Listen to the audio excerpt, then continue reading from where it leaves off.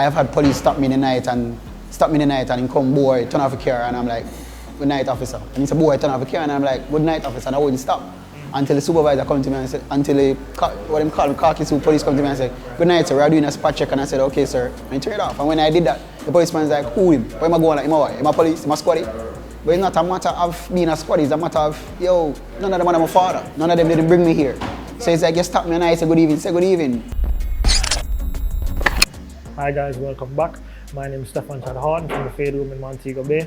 Thanks for joining us on another episode of Faded Conversations. We want to touch on a very topical issue, which was racism and police brutality and the spotlight that is taking in the US. So we asked a few questions in the barber shop today, and this is how it went.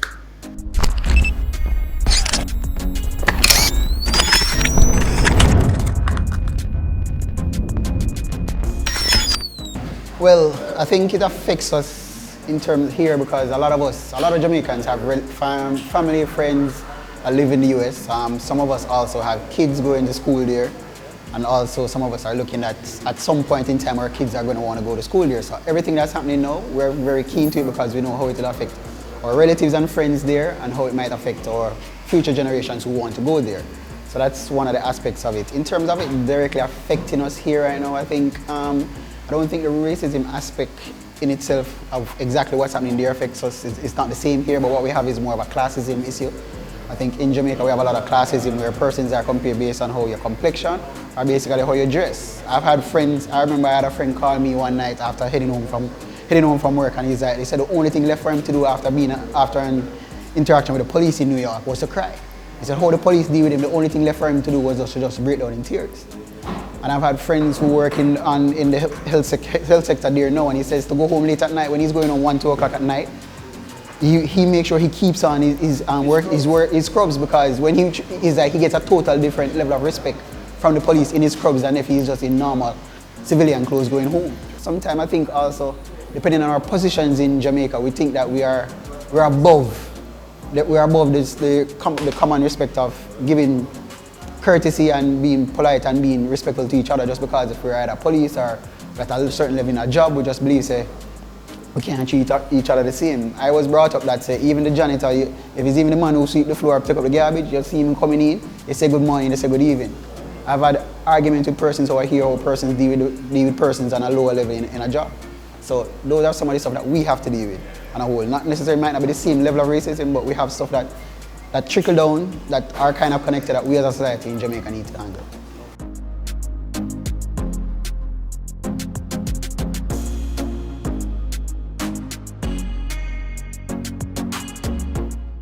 You have some things in a life where they are facts, they are true, but them disingenuous.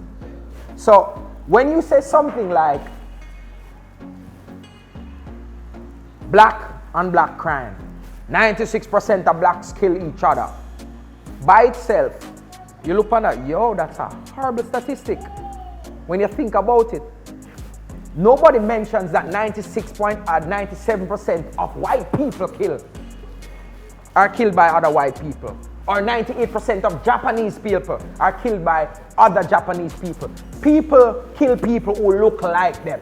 So when you use black on black crime, it's a racist construct to make it look like a something where black people alone do. And so therefore, it is to deflect from the fact, a lot of the other facts of white responsibility, which is what comes down to Africans sold their own as slaves. It's also the same argument, because it is to deflect from the fact that white people are responsible for the most dehumanizing institution that ever exists. We're not taking away from that. We're not taking away from. No, but that's what people use it. They use it as a deflection. Say Africans used to own slaves. Chattel slavery, which is what exists in the Western Hemisphere, the transatlantic trade in humans. Because I never slave them I bring across a human being, a lawyer and doctor and the priest them. And the people and the folk tellers, the people who keep with history, and them bring cross. No. If you're gonna say Africans sold their own, Africa is not a country. Africa is an amalgamation of tribes and let's say countries. Right? So if you're gonna say Africans sold their own, then Europeans were killing their own in the Holocaust then. Europeans were killing their own in the Holocaust then. And you had Jewish collaborators who collaborated with Nazi, but nobody ever said, oh, Jews murdered their own. So because it's a racist construct. It's part of the narrative that they repeat all the time to make black people feel like, say, this guilt and to deflect from their guilt of what they have done to us. You see me, I say, we history stop right there. So, no. Look on it even more that everybody else has received reparations except us. All right, guys, thank you for joining us. Tell us your thoughts, tell us everything you're feeling about the discussion in the comments, and we look forward to seeing you again on the next episode of Faded Conversations.